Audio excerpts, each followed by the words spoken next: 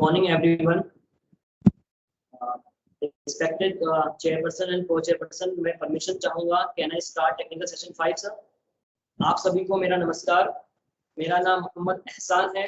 मैं cross disability शीघ्र हस्तक्षेप केंद्र राष्ट्रीय दृष्टि दिव्यांग सशक्तिकरण संस्थान देहरादून में as a consultant audiologist and speech therapist के रूप में कार्यरत हूँ. मैं आप सभी का इस प्रोग्राम जिसकी theme tele rehabilitation teletherapeutic in speech and hearing मैं तहे दिल से आपका स्वागत एवं अभिनंदन करता हूं.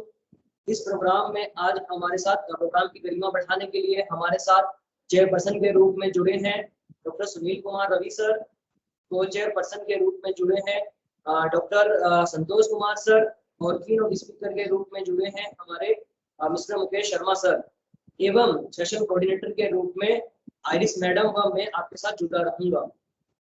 आज का हमारा यह प्रोग्राम 3 पार्ट्स में डिवाइड होगा. फर्स्ट पार्ट हमारा इनॉग्रल सेशन का होगा जिसमें हमारे आइरिश मैडम हमारे guest of the session and participants को वेलकम करेंगे एवं हमारे गेस्ट को सभी से इंट्रोड्यूस कराएंगे. इसी क्रम में हमारे कीनोट स्पीकर हमें अपने कुछ विचारों से लाभान्वित करेंगे. सेकेंड पार्ट में इसी क्रम में हमारा paper and poster presentation start होगा. अपने क्रम के अनुसार हमारे पेपर एंड पोस्टर प्रेजेंट करेंगे. थर्ड पार्ट में हमारा कंक्लूजन सेशन होगा जो कि हमारे चेयरपर्सन एंड को चेयरपर्सन अपने कंक्लूजन रिमार्क्स रखेंगे.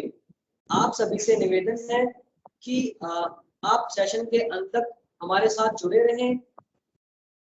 रहें. मैं रिक्वेस्ट करता हूं miss Irish ma'am resident coordinator and assistant professor CRC Sikkim ma'am please आप सेशन को कंटिन्यू करें और हमारे गेस्ट ऑफ ऑनर को इंट्रोड्यूस करें. Now over to you ma'am. Thank you so much, sir. Good morning, everyone. Welcome to our 5th technical session of National Web Conference on delivering teletherapy services on the theme Teletherapeutics in Speech and Hearing. I would like to give a brief introduction on the topic. So now teletherapy, as far as speech and hearing is concerned, the services delivered by the audiologists and speech language pathologists are included in the telerehabilitation and is a therapy performed with the aid of technology to help the client and therapists communicate. It was brought to existence since the 90s. However, it was not appreciated by many and became more significant after the COVID pandemic. Therapy has caught up onto the track of digital connection, creating a space for people to access the support they require. It has adopted many names in this present time, that is online therapy, e-therapy, video therapy, and so on. An ideal choice for therapy in speech and hearing in a challenging time like this, with a persistent pandemic still looming around the world and physical distancing considering to be the best option to stay safe. In addition, it provides a variety of benefits in comparison with traditional therapy in terms of time, distance, and cost, and it will certainly help in flattening the curve of COVID-19 by staying home. The Indian Speech, Language and Hearing Association has taken an initiative and proposed a telepractice or teletherapy guidelines with the increased need to adopt teletherapy in the recent scenario and hence necessitates to organize such a conference like today's session. With pretty much everyone, if not all, having technological proficiency and trust in the digital space, research shows clients are satisfied and inclined towards teletherapy, and this surprisingly and significantly increases the success rate and cooperation of therapy sessions online. However, at the same time, there are disadvantages and challenges faced by the professionals and the clients, especially in a country like India, where there is a significant portion of rural communities. Lack of technology tools and poor network connectivity is still an issue. So let's see what all our presenters have found out with their research on today's theme. And I hope we surely will gain knowledge from all their findings. Now, I would like to seize this opportunity to introduce and welcome our chairperson, co-chairperson, and keynote speaker of this session, presenters, and all the participants on behalf of the whole organizing team of this national conference. It is indeed a great pleasure and honor to introduce and give a warm welcome to our respected chairperson, Dr. Sunil Kumar Ravi, an associate professor and principal of Sravana Institute of Speech and Hearing, Bellary, Karnataka, former guest faculty at Gulf Medical University, UAE, and academic visitor at University of Reading, United Kingdom. Sir is an expertise in the field of adult language disorder, voice disorders, and child language disorders. Sir has presented, published various papers, and has been a resource person in the national and international level and received Best Paper Awards in many conferences. Dr. Sunil Kumar Ravi, Joint Secretary, Indian Speech and Hearing Association, is also a member of ASA, IFNR, Laryngology and Voice Association, World Stroke Organization, and serving as member of Board of Studies and Board of Examination at various universities for speech and hearing. Sir has been working for over more than a decade and has been a role model to many in the field of speech and hearing and the research. We welcome you, sir. Now I would like to introduce and extend my sincere welcome to our co-chairperson, Dr. Santosh Kumar, Professor and HOD, Department of Audiology and Speech Language Pathology, Sri Guru Gobind Singh Tricentenary University, Gurgaon. His area of expertise is adult language and voice. He has been actively working in the field of speech and hearing for over a decade and has presented and published many papers at national and international level. We welcome you, sir. And last but not the least, I would like to extend my most sincere welcome to our keynote speaker, Dr. Mukesh Sarma, Associate Professor and HOD, Department of Audiology and Speech Language Pathology, Swami Rama Himalayan University, Joligram, Dehradun. Sir has various papers and articles published in national and international level and delivered lectures in several conferences and seminars. Sir has almost a decade of teaching experience in the field of speech and hearing. We welcome you, sir, and we welcome all the presenters and the participants of this session. I hope this session will surely benefit all of us today. Thank you all. And in continuation of this session, I would like to request Dr. Mukesh Sarma, keynote speaker of this session, to kindly enlighten us with the keynote address on today's theme, teletherapeutics in speech and hearing. Over to you, sir. So, good morning, everyone. We all are here. Through the telecommunication mode to discuss here same thing, teletherapeutics in speech and hearing. This is the tele-education platform in this COVID situation. So we are going to discuss about the teletherapeutics in speech and hearing. So telepractice is a telecommunication technology which is to provide the professional services from the distance. Because in India there are various places which is in the rural, rural areas. So everywhere the speech and hearing services are not available. To provide services at those areas, it is very important to provide the therapeutics or telepractice. And the role of this telepractice, we can use, we can do the assessment, we can do the intervention, and for the consultation purpose. ASA in 2005 determined an appropriate model of service delivery. So ASA determined that telepractice is an appropriate model of service delivery. ASA adopted the term telepractice There are some other terminologies also which is being used for which is being used by the different practitioners, such as the telemedicine, telehealth, or teleaudiology, telespeech, speech teletherapy. So it has been used by the various practitioners. So there are one more term is there, telerehabilitation, which was given by the American Telemedicine Association in 2010, and ASHA, as well as we'll discuss about the ISHA guideline.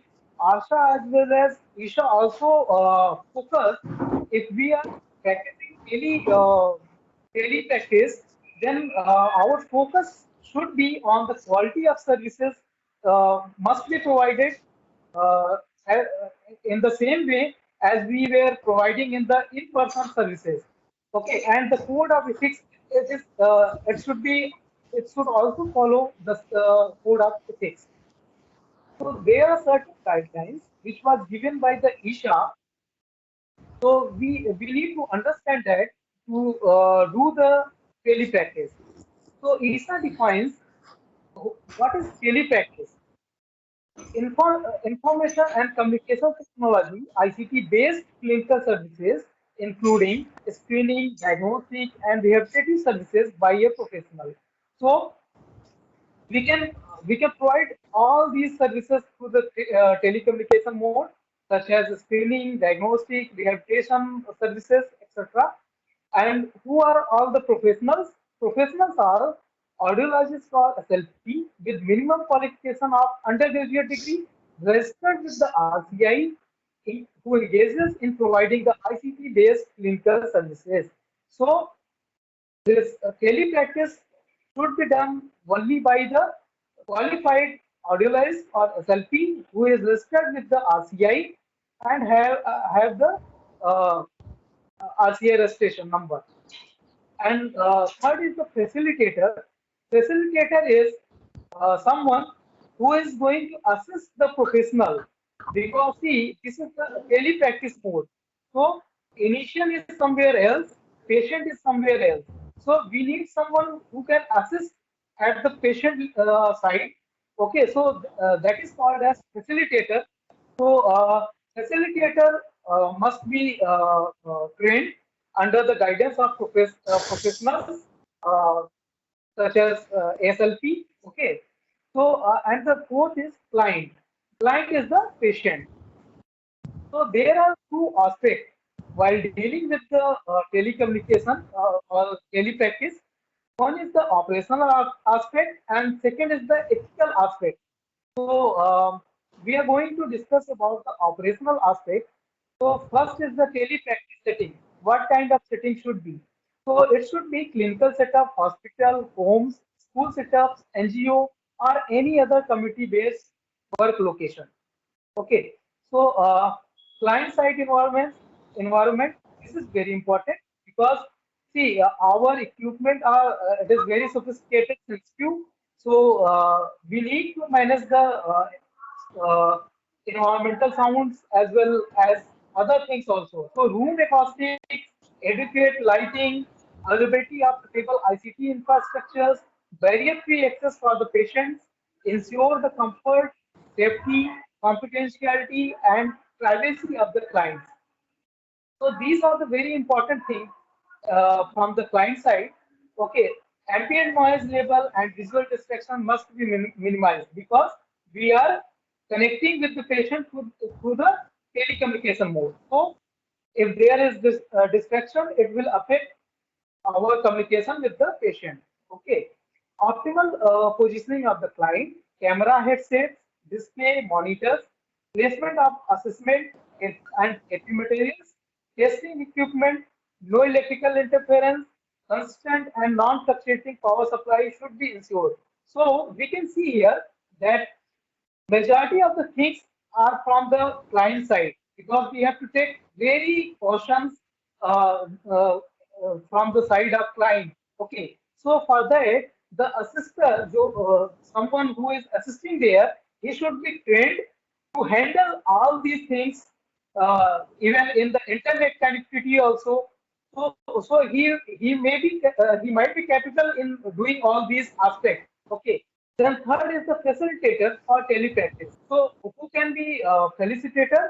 Nurses, BHLS holders who are already trained and they need some briefings from the qualified audiologists. Social workers, parents or the caregiver, they must be trained by qualified professionals. Who is qualified professor? At least undergraduate degree holder. This was given by the Isha. Okay, to assist the professionals in providing remote SLP services. He must be trained in use of ICT, operating test equipment, instructions for the patients, care and maintenance of the equipment, hygiene and infection controls, obtaining the consent from the parents or from the patient or the caregivers, documentation, troubleshooting of the equipment, establishing the internet connectivity. So he must be trained in all these aspects because if it is not if he is not trained in these aspects, then it will affect our session. Then tools of telepractice. What are the tools are required to do the telepractice? So we required computer and the video conferencing software. So these computer and video conferencing software must be based on the client needs and the equipment requirement or the service requirement. Okay, so it should match with that. If it is not compatible, then we cannot perform the test. Okay, so while choosing the computer or the software, we have to see these things. We have to consider these things.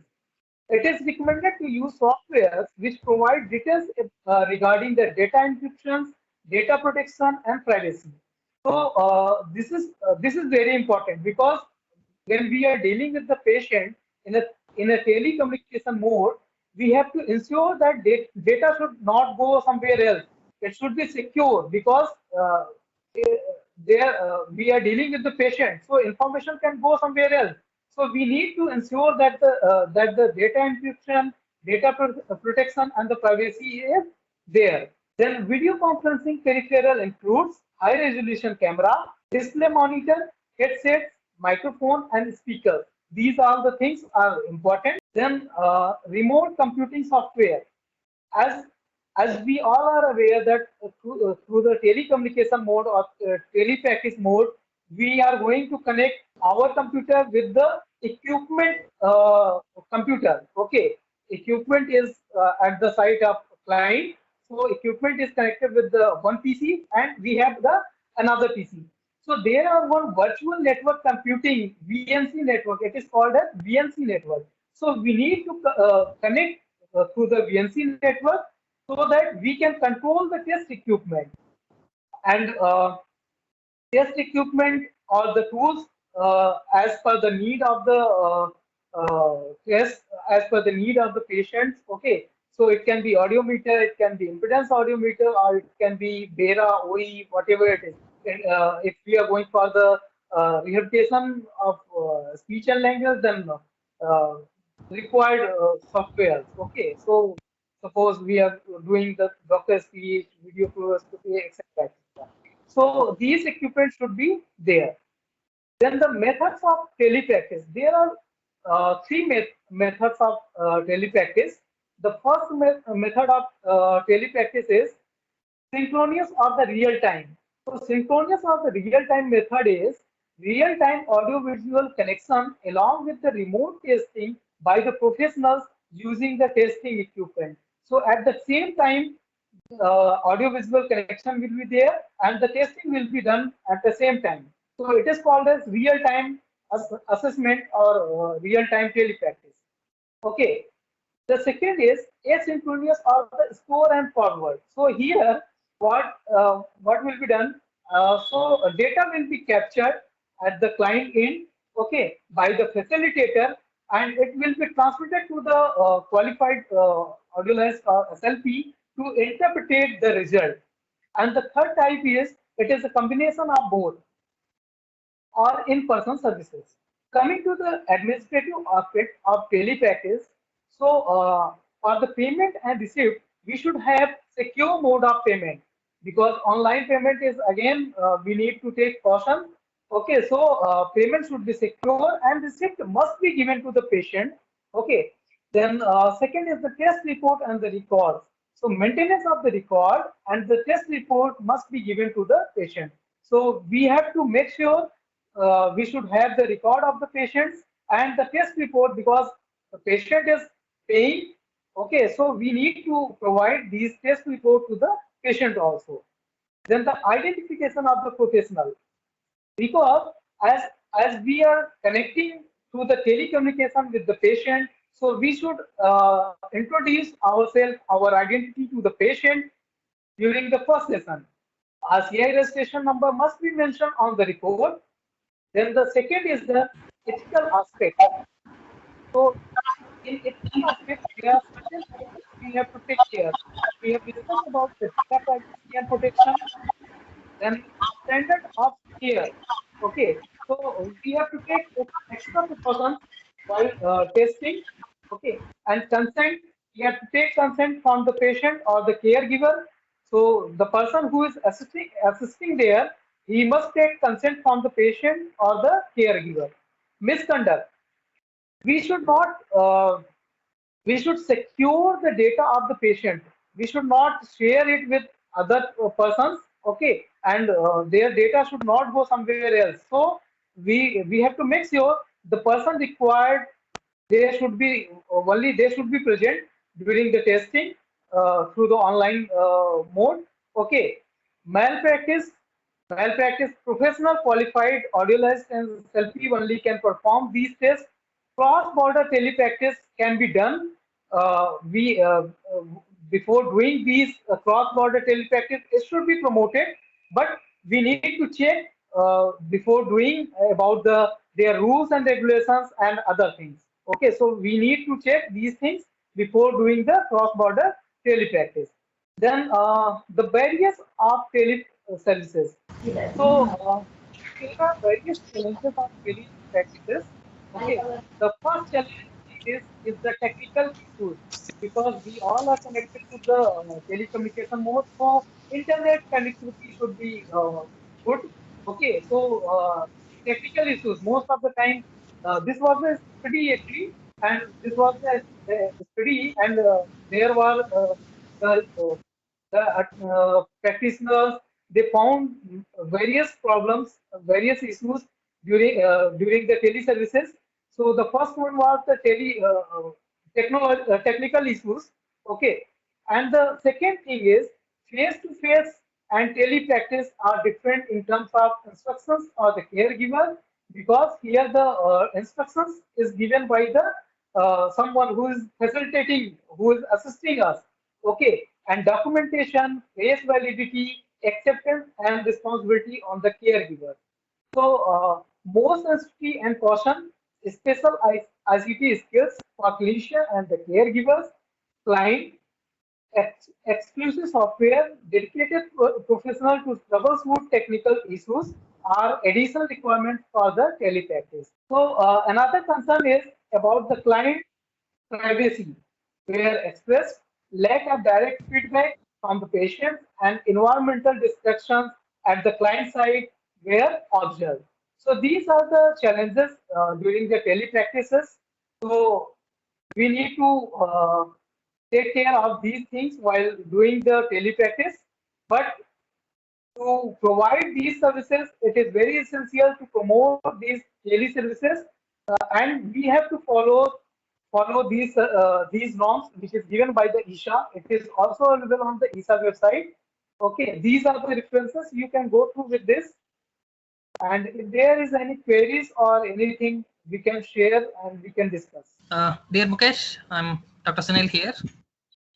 Yes, sir. It is a wonderful presentation overall, and I'm sure that you have covered all the telepractice guidelines that have been framed by both the American Speech Language and Hearing Association as well as Indian Speech Language and Hearing Associations. Okay, thank you so much, sir, for the keynote address and for the very clear and precise information on today's theme. And now moving forward, I would like to hand over to Mr. Hassan, coordinator of this session. Thank you, ma'am. Maybe Sir Sunil sir is giving remarks. With your permission, sir, Chairperson and Dr. Sunil Yes. Kumar Ravi sir and Santosh Kumar sir, मैं इस programme को technical session paper presentation के लिए ले जाना चाहूंगा with permission sir. Sure. Go ahead with it. जो हमारे अभी टेक्निकल सेशन पार्ट मिस शुरू हो रहा है, बस हमारे प्रेजेंटर को मैं बुलाना चाहूंगा मिस अलेफिया जेरीवाल. इनका टाइटल है tele rehabilitation services for communication disorder during कोविड-19 a descript report. Please present your paper, Miss Alethea Jeriwal. Good morning, everyone. My topic for today is tele-rehab services for communication disorders during COVID-19, a descriptive report. A communication disorder is an impairment in the ability to receive, send, process, and comprehend concepts of verbal, non-verbal, and graphic symbol systems. It may be evident in the process of hearing, language, and or speech, and may range in severity from mild to profound. The ATA, as we saw, defines tele-rehab as a delivery of rehabilitation services via information and communication technologies. It can be done either via interactive communication platform using video conferencing applications or via asynchronous means using store and forward method. The main aim of this paper was to present qualitative study, was to describe the various assessment and therapeutic approaches provided to patients via tele-rehab. The objective was to provide rehab via tele-rehabilitation services. The main objective was to provide rehabilitation via tele-rehab, keeping in consideration various factors in the client.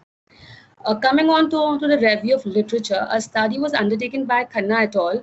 Studying the feasibility and utility of tele-neuro rehab, where they said that these services were feasible, effective, and less resource intensive in delivering quality telemedicine in India.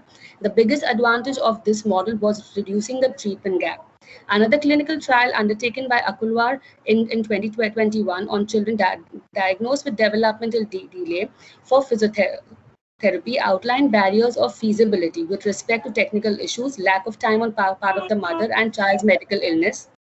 The children showed improvement on clinical outcomes as acquisition of developmental skills and the use of appropriate functional behaviors to meet their needs. In a review by Sarsak, he said that these services were useful and an appropriate remote service delivery model and may serve to improve access for underserved population.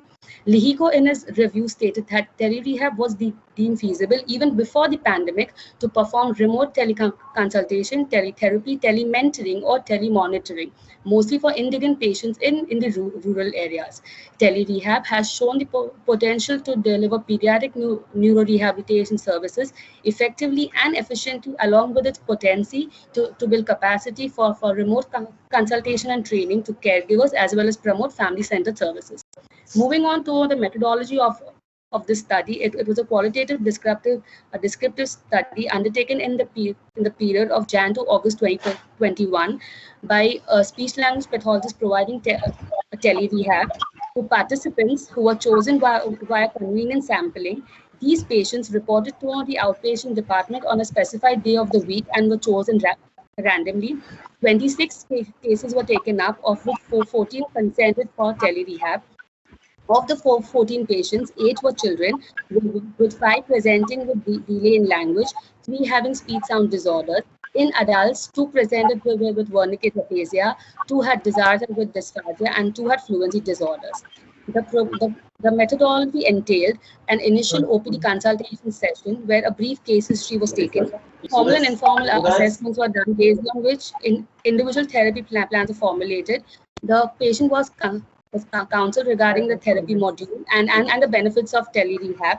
And orientation was done regarding the equipments to be needed and the internet service. A short troubleshooting training session was also done. Each session was around 30 to 45 minutes in duration, a minimum of 1 session per week, not exceeding 2 sessions per week. After 4 sessions, they were re-evaluated and continued either on weekly, fortnightly, or monthly basis. 1 in 6 session was taken up in person, and each session was duly noted for activities done. 2 speech language therapists from the ASC department of TNMs in BYL Nair Charitable Hospital undertook training for assessment and management of children and adults. They provided in-person therapy and tele-rehab approaches via multimedia, computers, tablets, or or mobile phones using Wi-Fi or cellular network. The progress of the individual patients was measured based on a difference in the score obtained on formal tests prior to starting therapy and after 4 sessions were completed. Feedbacks from patients and caretakers were also taken and as written feedbacks. Moving on to results and discussion, a time log of virtual session was maintained wherein 4 out of 8 children completed 5 sessions or more, 2 completed less than 5 sessions of tele-rehab and 2 discontinued tele-rehab. In adults, 2 completed 5 sessions or more, 3 completed less than 5 and 1 discontinued tele-rehab. For the mode of therapy, 2 children were given exclusively synchronous tele-rehab and 4 had the combined approach whereas 1 adult preferred exclusive asynchronous mode, 2 preferred synchronous, and 3 preferred the combined mode. A combination of tele-rehab and in-person was preferred by all the 14 patients. The main facilitators for tele-rehab outcomes were outlined to be availability of smartphones and laptops, ease of access to internet, education level and socio-economic condition of the caretakers, caretaker readiness and acceptance of tele-rehab, along with time effectiveness of the sessions and elimination of travel to the clinic, saving cost of travel. The barriers were mainly the severity of the disorder, lack of training, confidence of the patient and the parent in handling their disease, school work commitments on part of the patient or the caretaker, fluctuating health conditions of the patient or the caretaker. The technical barriers were mainly limited to connectivity issues and unavailability of device to access tele-rehab in cases where siblings had to use the device for online schooling or only the parent had the smartphone. A delayed response was obtained to asynchronous mode of TR and unavailability of required resources for therapy in the natural environment. For assessments, using the tele-rehab module for children, checklists were most suited. It also gave the clinician an advantage to observe the child and parent interaction in a routine activity in real time. Also, asynchronous means were most apt for testing articulation skills. For adults, they preferred an in-person assessment session even for mid-therapy. Swallowing assessments were the most challenging as the clinician could not be in physical touch with the patient. Checklists for fluency disorders impacting quality of life were most easiest to administer via the synchronous mode, and a delay in obtaining response was the main barrier encountered via the asynchronous mode.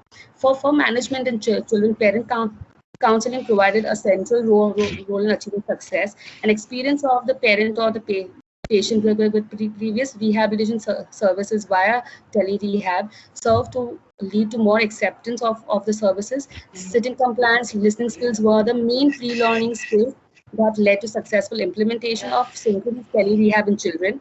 Consistent implementation of home program by the parent along with their confidence in handling the child and other factors were the main factors for improvement in the child. The asynchronous mode of TR was mostly preferred by mothers of young children and with increased severity. Therapy resources were when provided in their mother tongue and also with embedding that program in daily lives were reported to be most useful by the parents. The barriers we already spoke in the previous slide. For adults, caretaker compliance was the most salient feature as it contributed to regularity, consistency, and success of therapy. The synchronous TR was, they provide the benefit of observing the adult in his comfort environment and especially of his meal times, which was more representative of his functional skills. Asynchronous tele-rehab was helpful in the home program by provision of resources, video recordings of the exercise to be implemented, and monitoring of the progress. For mode of therapy, a combination of TR and in-person was found to be most acceptable in both the population.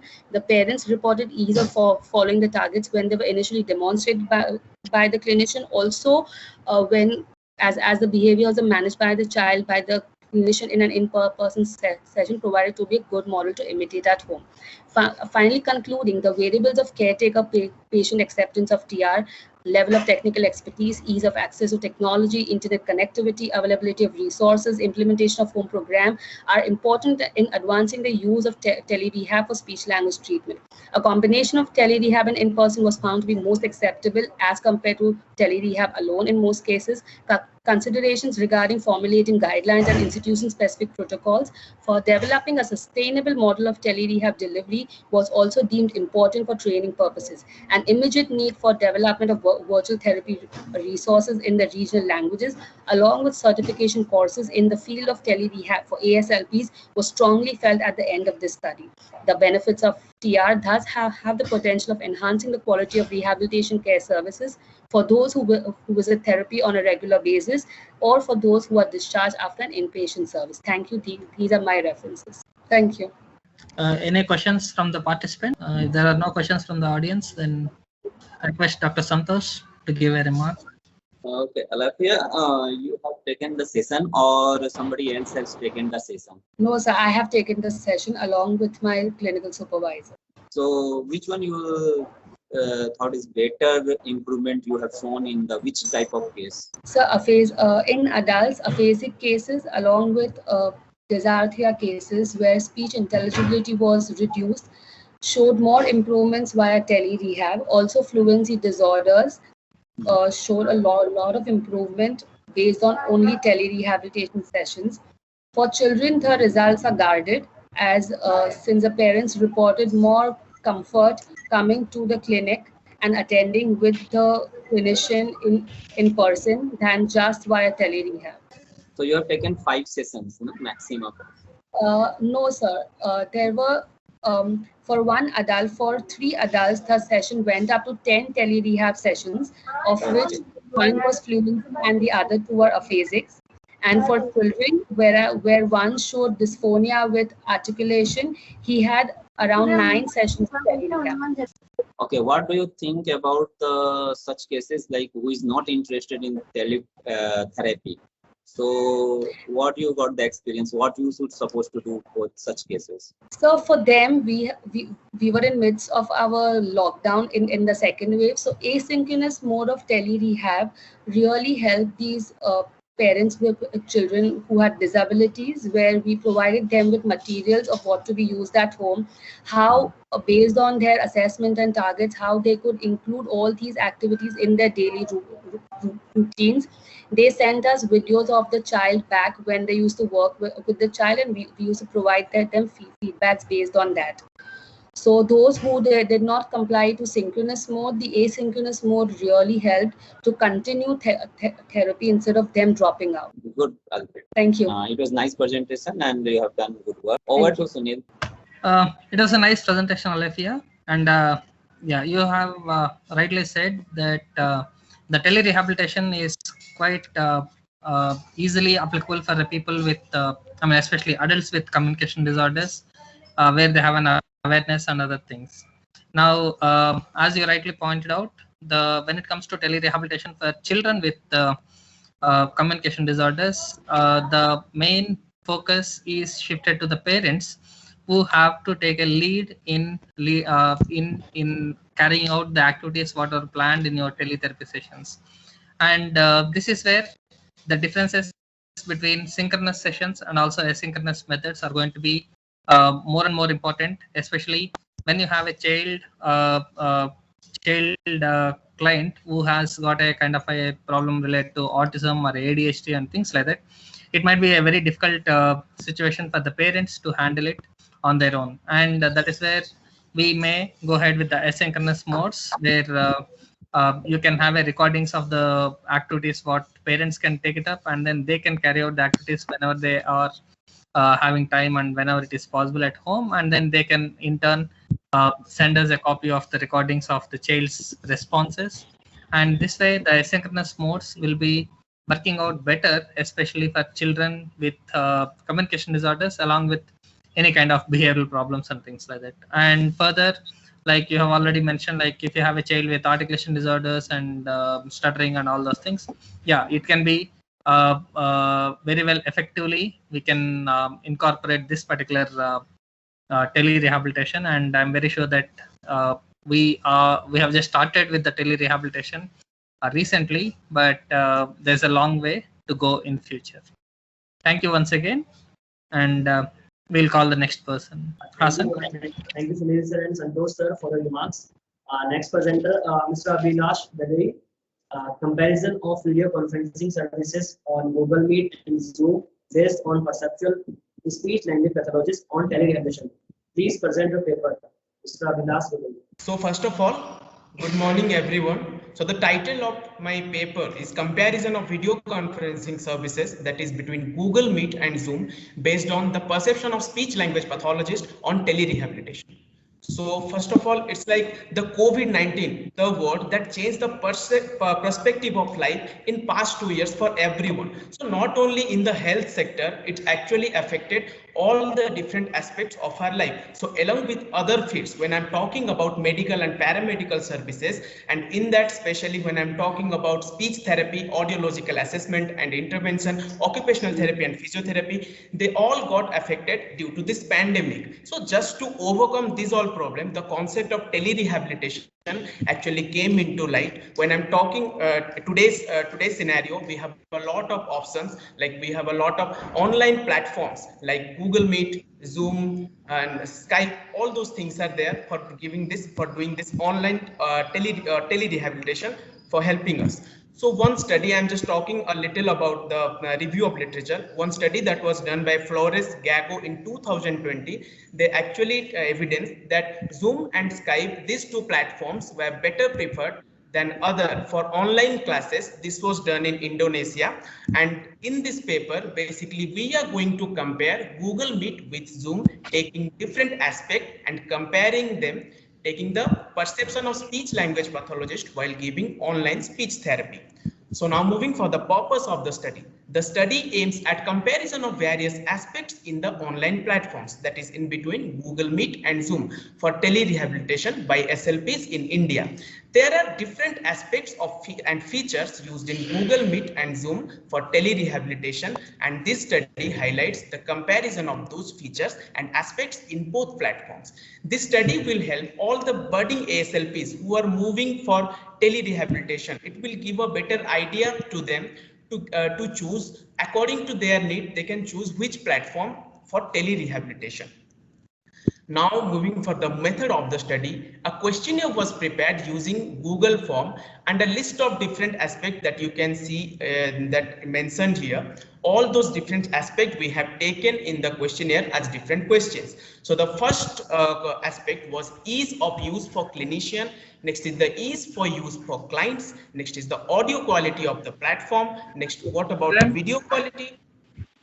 Next is the quantity of platform features. Next is the quality of platform features. Next, the security and privacy options. And then the uses of network data by the platform.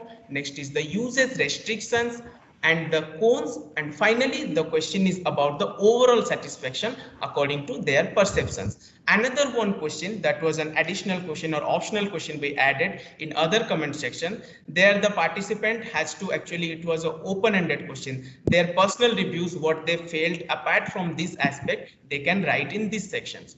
So basically all the aspects that I told, these were as questions given in the questionnaire. The participant had to rate each of these questions in a 5-point rating scale as mentioned in the questionnaire, 5 being the best performance and 1 being the worst performance. On the basis of their perception, in their experience, they will rate for each of these aspects.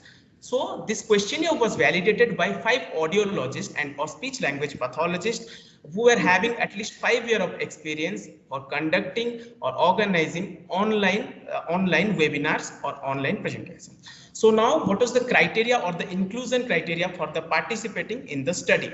So the participants should have taken or attended at least 5 sessions of teletherapy in both the platforms. The minimum qualification of the participant should be BASLP. The participant should have registered under RCI with having a valid RCI number. The questionnaire was circulated to the professionals and PG students through WhatsApp and Facebook groups.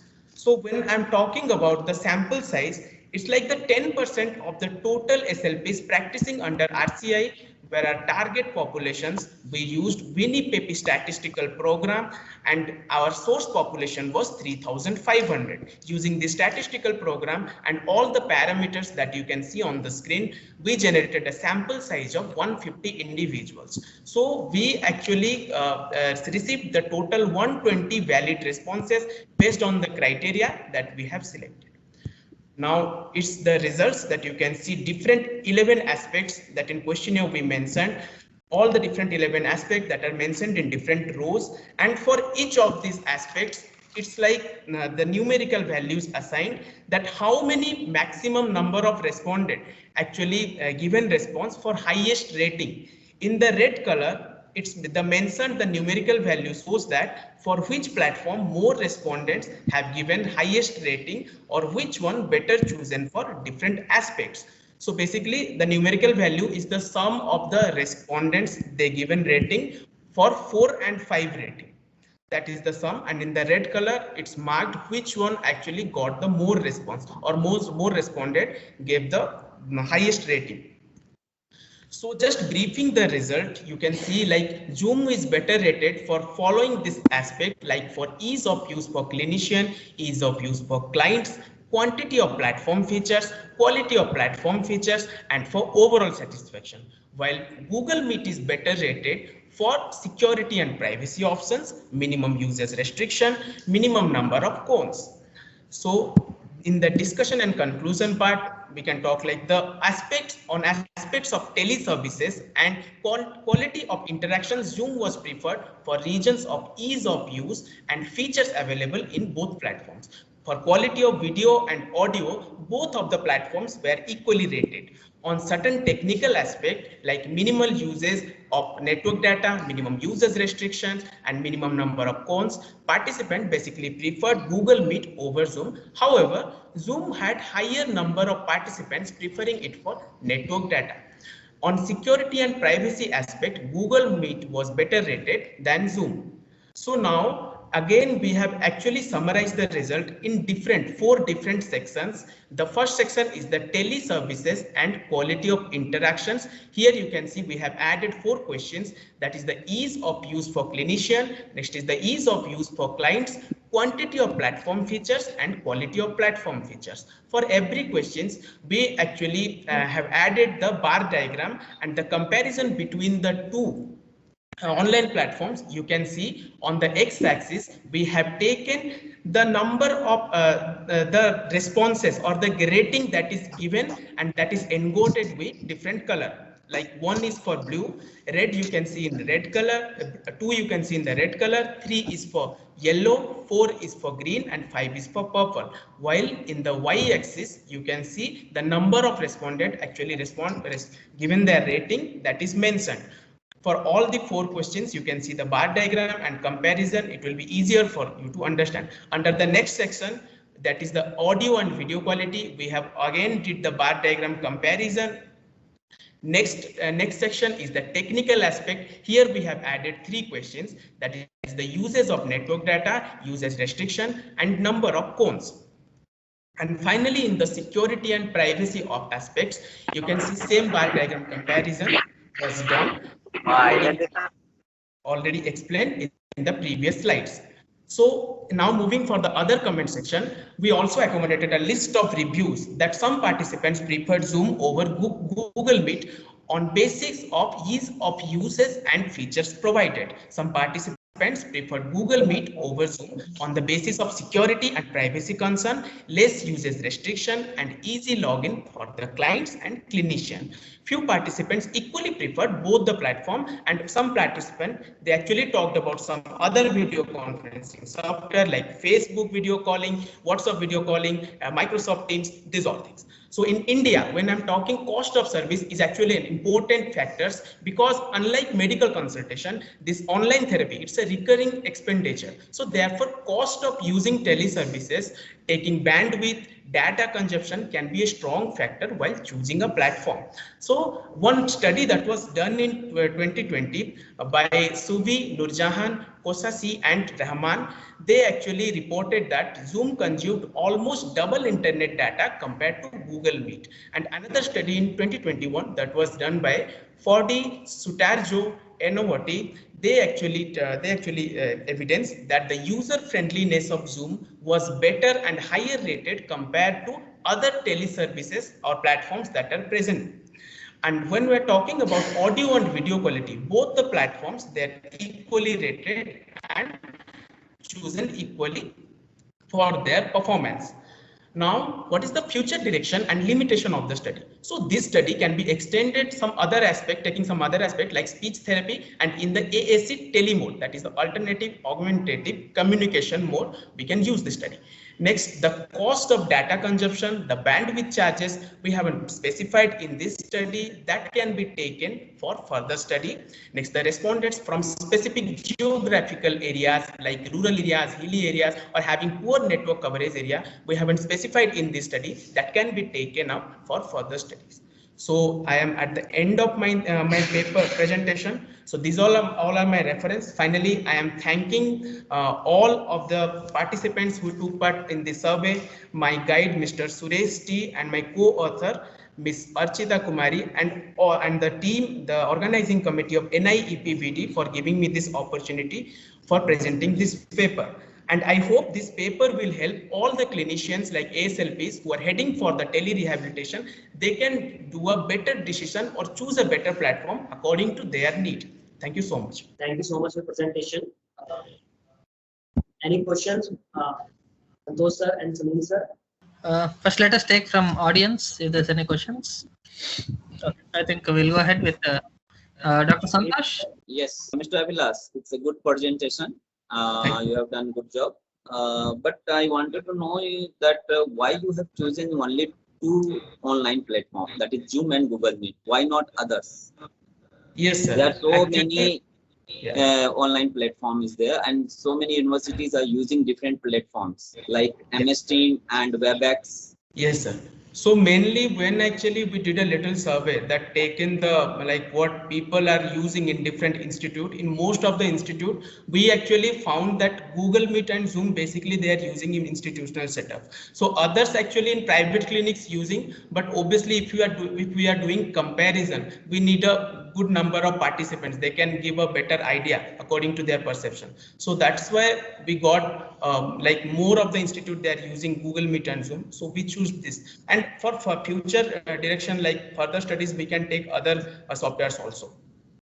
Okay. So what do you think that which one is better?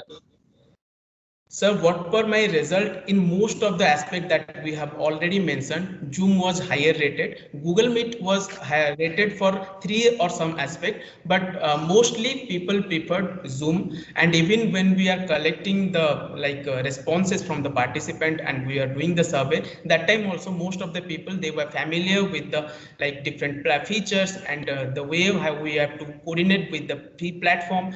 People were very much familiar with Zoom rather than Google Meet because they are getting a lot of features in Zoom. Yeah, that is there, and the Zoom is more facilities are there, free facilities. In others, it is like you have to buy or you have to register, and then only you will get all the facilities. Yes, otherwise, sir. it is limitations are there. Okay, Yes. good. It's a good studies, and people will come to know about this online platform, and they will choose according to this platform. So each platform has their own positive and negatives. So which they want to go like free online platform they want to go, then Zoom is the best. But is the another problem is like your security. Yes, sir. So those things also you have to take care. So like that they will come to know and they will use. Okay, good presentation. Thank you. Thank you so much, sir. Yeah, Ravi sir? Abhilash, Yes, sir. I have one question for you. Okay, you said that there are around 120 SLPs or audiologists who have participated in your study, right? Yes, sir. Okay. Among these 120 people, how many of them have had the hands-on experience with the telerehabilitation or using these platforms for their clinical services? Yes, sir. So from the 120, it's like we have already mentioned the criteria from very beginning that they should have at least attended 5 sessions in the platforms. So our question was like that. Obviously, this thing is quite new for the participants. So so most of them are familiar with Google Meet and Zoom, and at least they have attended 5. That's why they like responded for our questionnaire. No. My question is not about their participation using these platforms, but otherwise, how many of them had given clinical services using these platforms? Yes, sir. 120. That only they have only given the clinical services from on their only that after giving the only they can give a better comparison. Attended or like observed, both things we have added. Because in many institute like supervisors are there, they are actually not directly giving the therapy, but they will be there just observation or attending the therapy. Okay, fine. So maybe in future directions, maybe you can also add this particular thing, depending upon like maybe you can identify the professionals who have had sufficient number of clinical services that were given through tele mode. That most of the participants were PG students here, and they have been attending teletherapy from past 1 year. So they have been attending. So they have quite hands-on on that. And the professionals who were doing in clinics also, they have attended more than 10 sessions in each of the platform. Then they have finished. So they know all the features and all. Okay. Good presentation. Thank you so much. Thank you, sir. Yeah, we can call the next person. Next presenter हमारे हैं miss Tanvi Sanghvi. उनका title है challenges in telerehabilitation of communication disorder among upcoming and working professional of speech and hearing. Please present your paper, Miss Tanvi Sanghvi. Good morning, everybody. The title of the paper is Challenges in Telerehabilitation of Communication Disorders Among Upcoming and Working Professionals of Speech and Hearing. So, it is presented by me, Tanvi, with my co-author Biraj. We are second year MSc students at All India Institute of Speech and Hearing, guided by Dr. Abhishek. So, we know that because of the pandemic, there have been various measures taken to control the spread of the virus, such as social distancing, using masks, and limiting movement. So this has greatly impacted the delivery service in the area of healthcare professionals, and technology is one way to reach people through a distance. So this is why telepractice is the new normal in the field of audiology and speech language pathology since the beginning of COVID-19 pandemic. This new normal is being practiced by students as well as professionals all over the country, and it is important to know the challenges faced by both of these groups because it could give important insights to improve services delivered via telepractice. So the aim of our study is to compare the challenges and perspectives of UG students, PG students, and working professionals in the field of audiology and speech language pathology. So as per our literature review, we found that most of the articles were regarding what is the experience of professionals in, most of the studies are about what is the perspectives of professionals in the area of telepractice, and the students have been neglected, like their challenges and their perspectives were not taken into account, which is why our aim is to compare the perspectives of all these three groups. So a descriptive cross-sectional survey study was carried out through a web-based questionnaire regarding the challenges faced by students and working professionals, and their perspectives were compared. A total of 20 questions were divided into 3 sections. Section 1 included 4 questions related to the demographic details and 7 questions regarding the experience with telepractice and the types of caseload. So in this section, there were questions about their age, their qualification, their number of years of experience providing telepractice services, their place of work setting, and the type of cases that they routinely deal with. The next section comprised of questions related to use of teletherapy resources. So in this section, there were questions about how do they choose the teletherapy resources for different disorders? Do they find difficulty in choosing resources? Are there enough evidence-based resources? And are there enough resources for the Indian context? The last section had questions related to evaluation and treatment by telemode.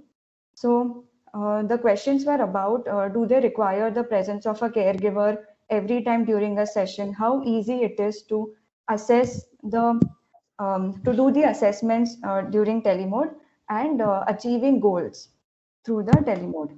The questions comprised of both open-ended and objective types, and the participants had to rate between 0 to 5 on a linear scale. 0 meant that they strongly disagree, and 5 meant that they strongly agree to the question. So the study was conducted with ethical guidelines formulated by Institutional Board of All India Institute of Speech and Hearing, Mysore. Informed consent was taken from all the participants in the form of question in the Google form itself. So a total of 118 responses were collected through this questionnaire, and most of the responses were from PG students, followed by UG students and working professionals. So 97.5% of UG and PG students and 93.1% professionals reported to have experience of less than 5 years in delivering practices through teleservice, while 2.5% professionals had experience of more than 5 years. So when a question was asked about if they have received any kind of training to deliver telepractice, 16% positively responded, with 44.4% PG, 16% PG students, followed by UG students, and then the professionals. So this is the age group with which the participants were working. Most of them were working between the age group of 0 to 5 years. So which means that mostly pediatric caseload was highest compared to the other age ranges. So the maximum was 0 to 5 years, and minimum was more than 50 years. So this could be because of the increased early intervention services and identification of communication disorders among children, so which comprised of majority of the caseload for all the professionals. Then a question was asked about which are the types of cases with which they had difficulty. So again, the most difficulty was with children, followed by geriatric, and then followed by the adults. So then a question asked about how much do they routinely come across these different communication disorders during their telepractice. So as you can see, the blue color is for the PG students, red is for UG students, and green is for the professionals. And majority of them were catering to child language disorders, followed by adult language disorders and speech sound disorders. Then after this question, the next question was about which are the cases which were difficult to handle, which were most difficult to handle. So they said that autism spectrum disorders, attention deficit hyperactivity disorders, and hearing impairment were the most challenging disorders with which they had difficulty. Now this could be because that this group already has they have difficulty in their pre-linguistic skills. They have difficulty in attention, sitting compliance, and in social communication. So through a screen, it becomes even more difficult to achieve the goals. So we found that for comparison of face-to-face versus online sessions, all the groups experienced no difference in caseload between in-person and online service provided. UG students felt their clients were less interested, while the other two groups found no difference between the mode of service delivery. This could be because the undergraduate students had less experience, and they also commented that they had a difficulty counseling caregivers regarding the goals. So which is why they felt their clients were less interested. PG students followed by UG students and professionals reported to encounter difficulty taking online sessions for communication disorders. Behavioral issues were difficult to handle with cases like attention deficit hyperactivity disorder, autism spectrum disorder, and children with hearing impairment. Also, some other disorders were mentioned like intellectual disability, learning disability, cleft lip and palate, and swallowing disorders. Postgraduate and undergraduate students revealed they faced difficulty choosing tele-resources, while professionals had marked a neutral rating. that they neither reported difficulty nor they found it easy. And one more question was asked to them, that what resources do they use? So they had mentioned a multiple list of resources like Pinterest or ABCR websites, Color Splash websites. So they are so they commented that they are actually confused regarding to choose what is best for their client. It used to be like an exploratory thing where they used to sit and find what would work best with their client, and they would also sometimes make resources through PowerPoint presentations for their clients. For assessment and management through the tele-mode, participants from 3 groups reported that they faced difficulty assessing clients in absence of a caregiver. PG students and professionals were neutral in the question related to achieving goals via telemode, while UG students, so postgraduate students were neutral in question related to difficulty in training caregivers through telemode, whereas undergraduate students and professionals agreed in difficulty training of caregivers. So overall, we can see that the postgraduate students had an upper hand, because one reason is because they were higher in number in this study, and secondly, postgraduate students are at a level where they have a balance of the experience in delivering services and an ongoing theoretical knowledge. So that is a very good balance, because of which they faced and they had an upper hand over both the groups. Like they found that online mode was beneficial. They had very little difficulty choosing teletherapy resources, and they could assess and manage goals as well through the telemode compared to the other 2 groups. So to summarize, telepractice has become the new mode of service delivery in the field of speech and hearing, and students and professionals are involved for providing services to the needy during the pandemic. However, due to lack of appropriate training and the quality of service being provided is questionable, there are issues like poor connectivity, lack of quality gadgets, uncooperative clients and caregivers, and lack of evidence-based tele-resources.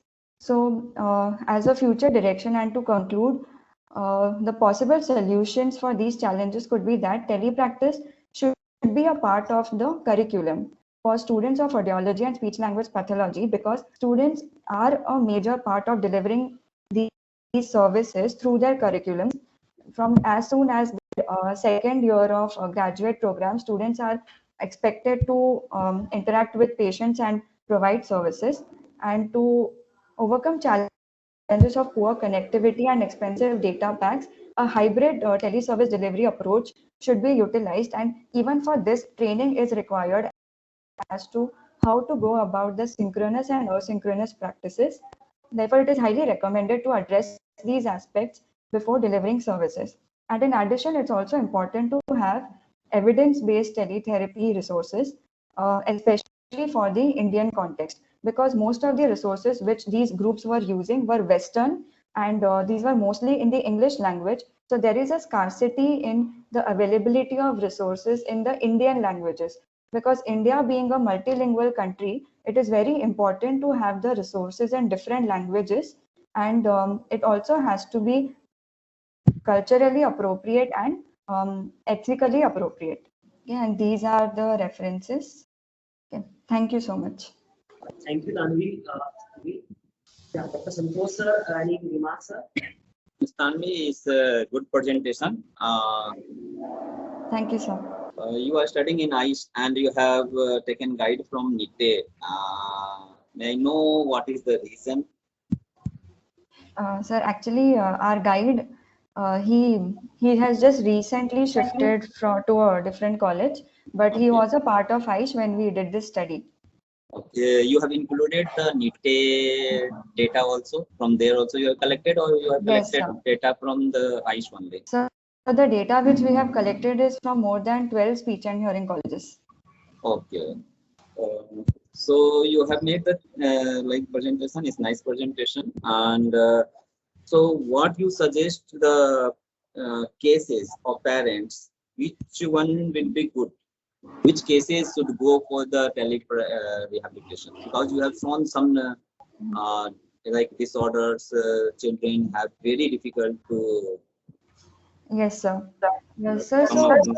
Yeah, yeah. I believe telepractice can be used with everybody, with every disorder.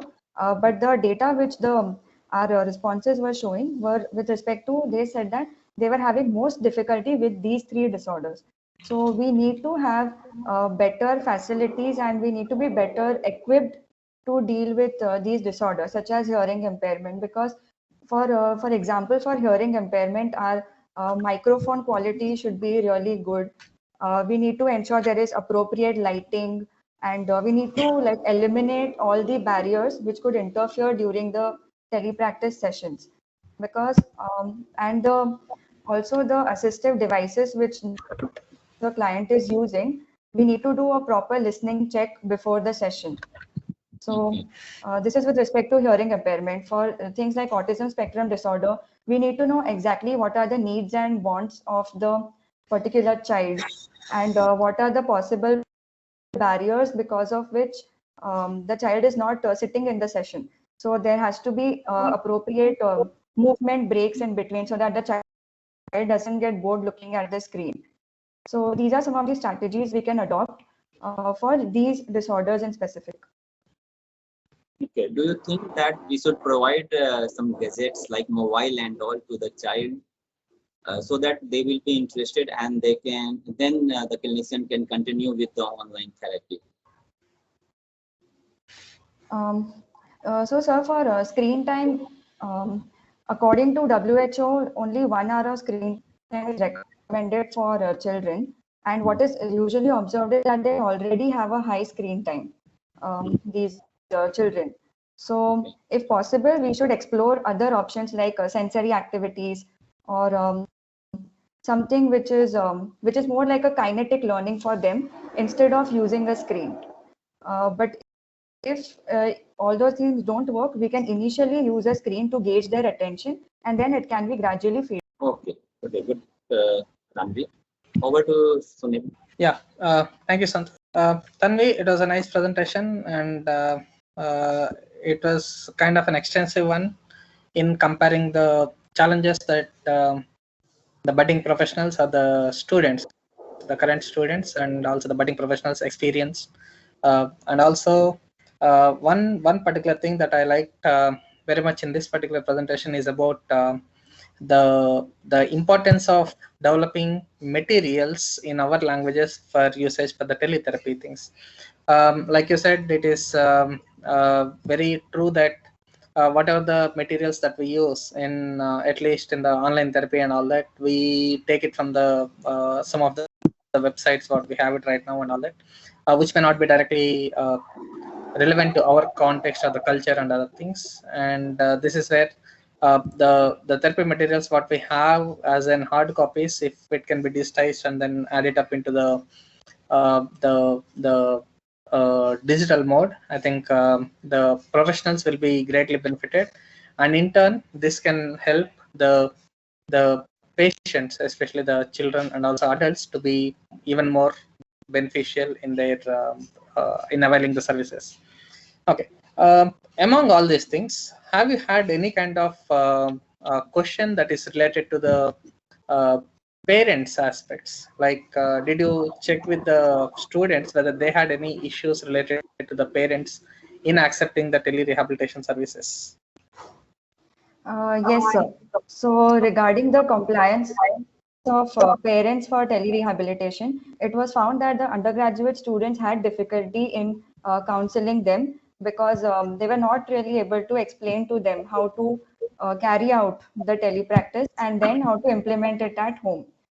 So what was seen was the professionals were better at explaining parents what exactly needs to be done, because even for parents this is a new thing. So if they are explained properly that how to really carry over the activities done during telepractice at home, then their compliance was much better. Okay, like for example, if you are using visual schedules during the session, but after the session the child is not interested at looking at the visual schedules, then how to explain to the parent that what other things can be done, like how to make these at home and how to incorporate it during the routine of the child, so that it is being carried over apart from the session. So this way, when parents were explained, their cooperation was much better. Okay, fine. Yeah, it was a nice article and nice study and good Thank you, presentation. Hassan, we can go for the next. Thank you, Santosh sir and Salim sir for your remarks. Next presenter, हमारा poster presentation है Miss Ashwani Naka, Attitude Towards Tele-Rehabilitation, a study on parents of children with developmental language disorder. Please present your poster. Okay, good morning everybody. Myself Ashwini Nakka. I'm here to present the poster entitled Attitude Towards Tele-Rehabilitation, a study on parents of children with developmental language disorders. Telehealth is the distribution of health services and information through electronic mode and telecommunication strategies, which allows long-distance patient and clinician interaction for early identification, assessment, and management by monitoring through interactive devices. Telepractice in the field of SLP and audiology has been in existence for more than 2 decades, with ASLPs for screening, assessment, rehabilitation, counseling, and so on. It offers a wide range of benefits for both professionals and clients, making it an effective method in clinical practice. Telepractice has now received more attention over the past 10 years with establishment of outreach departments in various institutes, hospitals, clinics, and so on. Studies were also carried out to see the preparedness of speech-language pathologists in India to provide tele-rehabilitation, which reported insufficient resources, legal policies, and cybersecurity as the major barriers. The efficiency of the tele-rehabilitation depends on the various factors, majorly on the motivation or the preparedness of the clients for adults with communication disorders, whereas for children with developmental language disorders, the preparedness of the parents of these children becomes a major factor, with their knowledge to assess technology associated with the child's sensory, cognitive, and motor deficiency. Need for the study. Although tele-rehabilitation can be effective in reaching out the population, effectiveness of it can be impacted by various factors. Studies have proven that tele-rehabilitation for adults with communication disorders are more efficient when compared to the communication disorders in children. However, there are limited number of studies on the parental perspectives on tele-rehabilitation. Hence, the current study was carried out to investigate the perspectives of parents on tele-rehabilitation in urban and semi-urban areas in Indian context in relation to factors related to child, parents, and technology. Aim of this study. The present study was carried out to explore the attitude of parents of children with developmental language disorders towards tele-rehabilitation. Participants are the method. A total of 40 participants of the children with DLD who have attended 6 months face-to-face speech-language therapy were randomly selected from urban and semi-urban areas of Bellary district. A questionnaire was prepared by the authors in Kannada with 21 questions under 3 main domains containing 7 questions along each with demographic data was used as a questionnaire. All the parents were interviewed through telephonic method in Kannada, followed by a quick orientation about the study. All the responses were recorded through Google Form for the further analysis. Coming to the results, these are the demographic details of the parents participated in a study where majority of the parents belonged to middle socio-economic status, and when compared to the education level of the mother, the 45% of the mother has a degree as their educational background, with 22% of the mothers has their educational background which is below 10th, and 13% of the mothers had their post-graduation as their educational background, and 20% of the mothers had 12th as their educational background. Coming to the factors related to the child, so can you just Coming to the factors related to the child, 55% of the children has normal pre-linguistic skills, where majority of them has abnormal behavioral and cognitive skills, that is 62.50%, and 63% of the children has normal sensory and motor abilities, with 17% of them has sensory issues, and 10% of them has motor issues, and 10% of them has oromotor issues, where 65% of the children has abnormal pragmatic skills, with 58% of the children has the exposure of using mobile to watch YouTube videos, and majority of them have no regression of speech and language skills. Coming to the factors related to the parents, Majority of the parents have shown their acceptance of telerehabilitation and interest in taking telerehabilitation for their children, and 41% of the parents has chosen 30 minutes of the possible time spent for telerehabilitation with any mode of telerehabilitation. Majority of the parents are ready to carry out activities suggested by the clinician and participate with child by paying charges. Coming to the factors related to the technology, almost all of the parents has awareness about video conferencing with good quality of internet, and 97% of the parents has smartphone or tablet as the source of video conferencing with mobile internet as the availability. Majority of the parents has the availability to handle technical glitches with no consent for recording with free apps to assist for the software. Discussion and conclusion. The results of the present study revealed that 9% out of 40 parents were not ready for telerehabilitation. Further questioning the 9 parents revealed that following reasons: that children had poor pre-linguistic skills, that are 3 members, and children are doing well, which are 2 members, and telerehabilitation is not worth or not useful for children was the parents' response when questioned for the 9 parents. So can you just slide down? The remaining parents have shown interest in attending telerehabilitation with access to infrastructure required and feel that telerehabilitation can help their children to improve, maintain their communication skills. Majority of the parents are ready for participating and carrying out the activities along with the children and are ready to follow the guidelines given by the clinicians. More studies are required to understand the parental perspectives from rural and semi-urban areas regarding the attitudes and preparedness towards telerehabilitation for their children, which is an important factor to assist for telerehabilitation. I further conclude my acknowledgement for the National Web Conference Services, Dehradun. Thank you. Thank you for your presentation. Participants, any questions? There are no questions from audience as of now. Okay, Dr. Santosh.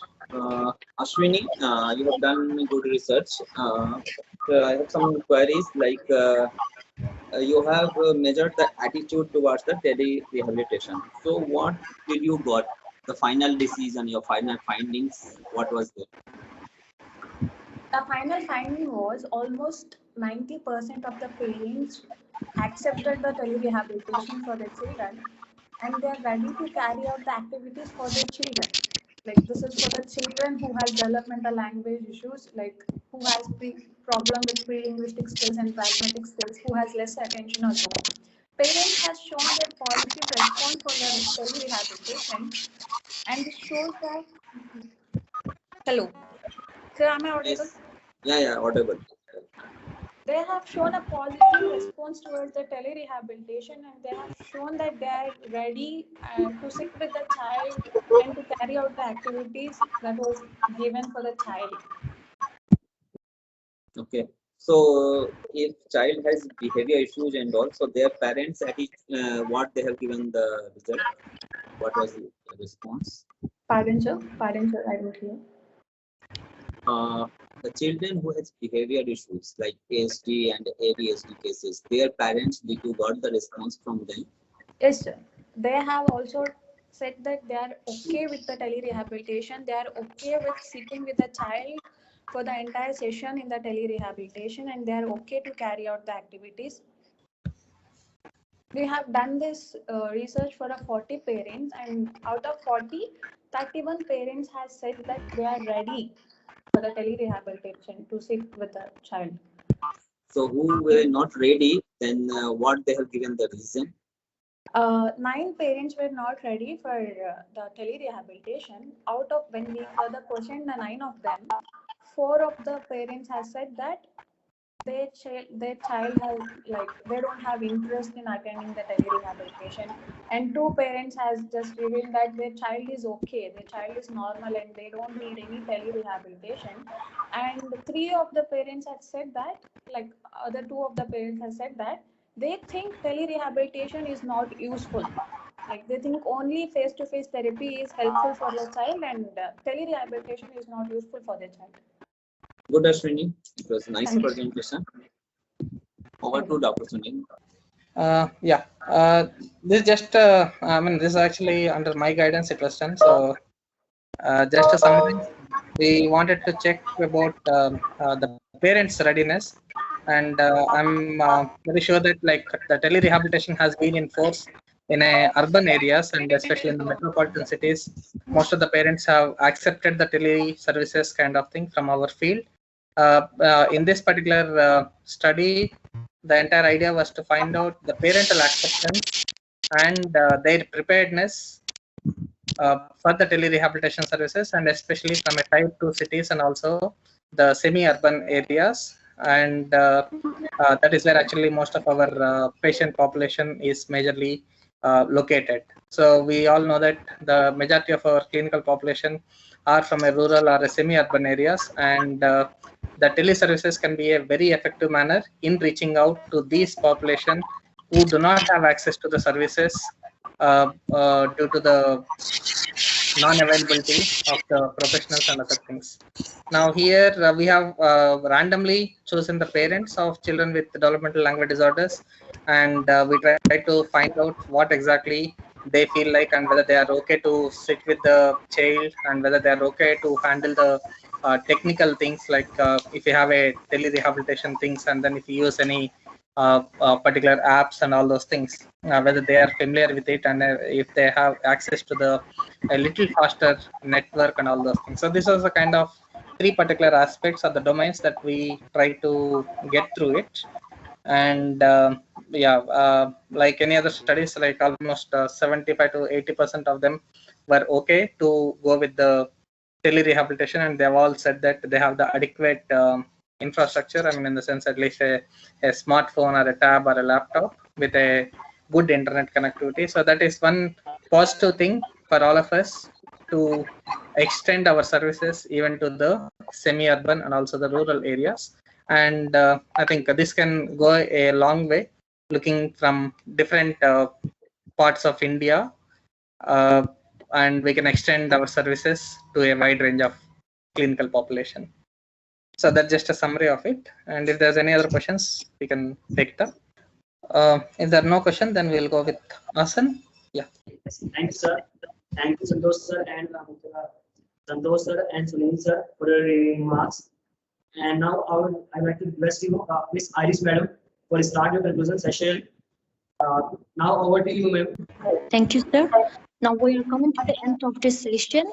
All our papers and poster presentation very informative, and also the session is very interactive and productive. Now again for this conclusion session, we would like to request Dr. Santosh Kumar, co-chairperson of this technical session, to kindly give the concluding remarks. It was nice organized this web conference on the tele-practice, and nowadays is required, and it is well organized by the NIP and NIP VD Dehradun, and the organizers are very good, and they have done good work, and the presenters also, they have done good studies and they have presented well, and it's a good it's the requirement nowadays for this type of presentation, so that everybody should know about the telepractice and what are the positives and negatives are there in the telepractice, and what are the things they should go before they should think from the going for the telepractice. So it was good and well organized, and thank you for giving me a chance for this. So thank you. Thank you, sir, for the remarks. Now I would like to request our respected chairperson, Dr. Sunil Kumar Ravi, to kindly give the concluding remarks. Sir, please. Yeah.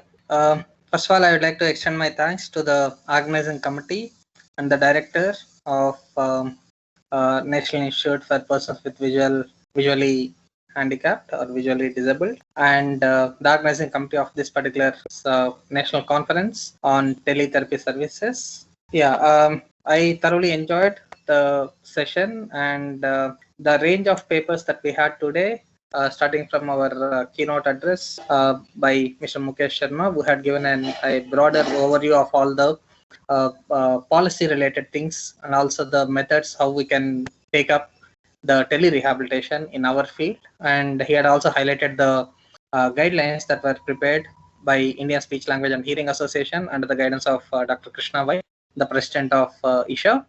And there are a few things that he had also mentioned from the American Speech Language and Hearing Association, who have already accepted the tele-rehabilitation as one of the mode of delivery of our services, and with a intention of extending our services to the unreached population. And that's one major advantage that we all have it with us.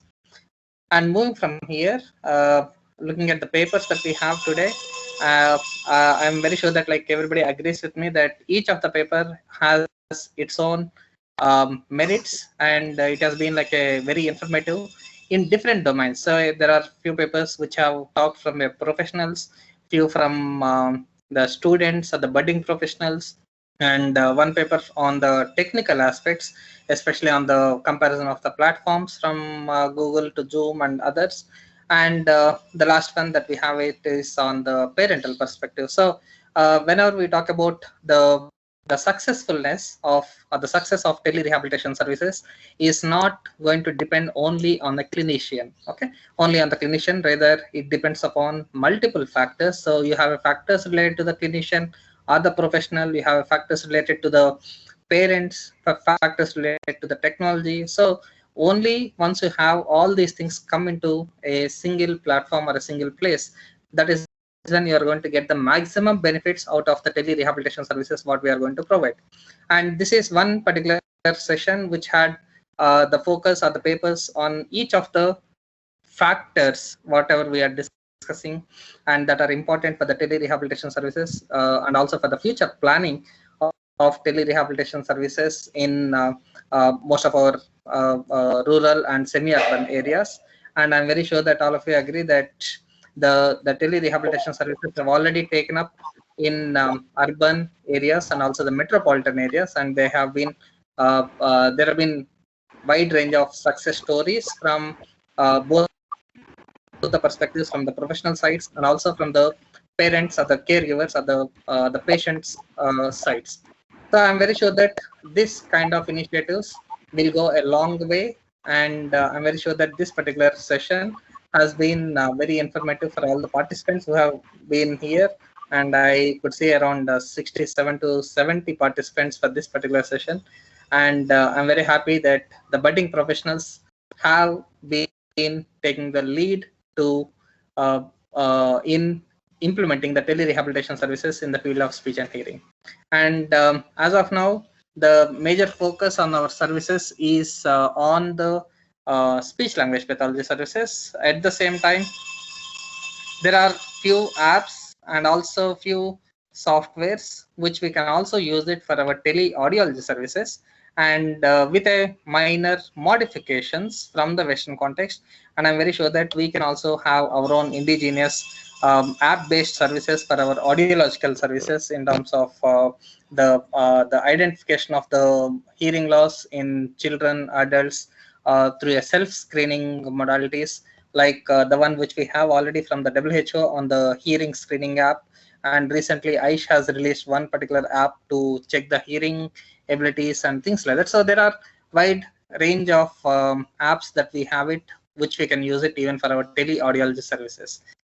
I was a little surprised to see no paper from an audiological perspective, but I would have been like even more happier if we had one from at least one from tele-audiology services. It would have been really nice. And most of the working professionals do agree with me that now with the technology or with the advances in technology, now we have the hearing aids and the cochlear implants which have got a remote location programming and the telemapping and all these things. And I'm very sure that these are going to go a long way, and where you don't need the patient to come to you for every programming and things like that, and you can do it from your clinic, and the patient can have the services from their home. And these are the advantages that we can take it up in both audiology and also the speech language pathology. However, one important thing that all of us need to remember in this tele-rehabilitation services is to make sure that no non-qualified professionals are going to be involved in these kind of services, and that is going to be a one major limitation or a challenge for all of us, especially if it is a kind of a center or if it is kind of a clinic which is run by a non-professional. It is very easy to identify and take the action on those non-professionals, and also to educate on the people or the families of the people with communication disorders. But when we have more and more tele-rehabilitation services, I also see this the practice by non-professionals may also be on the rise, and this is where we as a professionals need to raise awareness among the parents and also the patients with communication disorders in availing services only from a qualified rehabilitation professionals, which will definitely help them to improve on their improve their abilities in communication. With this note, I once again thank the organizing committee and the moderator, the coordinators for this session, Miss Moirangam Irish, and also Muhammad Ashan, and also the director of NIVH, and the president and secretary of Indian Association of Physiotherapists, and also the president, secretary, and the EC members of the Indian Speech, Language and Hearing Association and the Rehabilitation Council of India for organizing this wonderful event. Thank you, one and all. Looking forward to have more events on these lines in future. Thank you, one and all. Thank you. Thank you so much, sir, for the remarks on the theme and the overall session. Now I would like to request Mr. Hassan, consultant ASLP, Early Intervention Center, NIBHET, to kindly give the vote of thanks to our chairperson, co-chairperson, presenters, and to all the participants. मैं इस programme को करना चाहूँगा आगे से chairperson doctor Sunil Kumar Ravi sir, doctor Santosh Kumar sir. मैं धन्यवाद करना चाहूँगा सबसे पहले हमारे chairperson doctor Sunil Kumar Ravi sir का, co chairperson doctor Santosh Kumar and key speaker mister Mukesh Sharma sir का। असल लोगों ने अपना कीमती समय प्रोग्राम में जुड़े और हमारे इस प्रोग्राम को इवेंट को बहुत सक्सेसफुल बनाया और अपनी जो नॉलेज ऑफ इंफॉर्मेशन हम सबके साथ सबका बहुत बहुत धन्यवाद। मैं धन्यवाद करना चाहूँगा हमारे प्रोग्राम के pattern doctor Himanshu Das sir, director of national institute of visually handicap Dehradun, and doctor Sanjeev के जहाँ sir, president of Indian association of physiotherapist, and doctor Krishna white, president of Indian speech and language hearing association. Sunday इस platform को ला करके हमें सबसे मिलने का मौका दिया और इस माध्यम के जरिए से हम सबको एक न्यू बिगिनिंग का मौका दिया और टैलेंट रिहैबिलिटेशन सर्विसेज को हम कैसे प्रमोट कर सकते हैं इसके रिगार्डिंग हमारे साथ बहुत सारी इंफॉर्मेशन हमारे रिगार्डिंग हमारे जरिए से बहुत ज्यादा इंफॉर्मेशन पहुंची है। और मैं धन्यवाद करना चाहूँगा हमारे coordinators doctor Pankaj Kumar sir, जिसने पूरे अंडर गाइडेंस में हमारे इस इवेंट को बहुत अच्छे और शिविर में ऑर्गेनाइज किया। और मैं धन्यवाद करना चाहता हूँ miss iris ma'am, resident coordinator CRC Sikkim, कि उन्होंने इस इवेंट में मेरा इक्वली पार्टिसिपेट किया। और जो पार्टिसिपेंट और जो प्रेजेंटर्स जिन्होंने पेपर एंड पोस्टर प्रेजेंट किया, बहुत ही वंडरफुल प्रेजेंटेशन हम लोगों ने दिया, तो मैं उन सबका धन्यवाद करना चाहता हूँ, उनके ब्राइट फ्यूचर की कामना करता हूँ। और सारे पार्टिसिपेंट जो भी हमारे साथ एक्टिवली जुड़े रहे, डेफिनेटली वो कुछ ना कुछ यहाँ से लर्न करके जा रहे होंगे, तो मैं उन सबका धन्यवाद करना चाहूँगा। और इसी से मैं अपने chairperson doctor Sunil Kumar Ravi and co chairperson doctor Santosh Kumar sir and key speaker doctor mister Mukesh Sharma sir से कि मैं इस प्रोग्राम की समाप्ति की घोषणा करता हूँ। नमस्कार सर, धन्यवाद।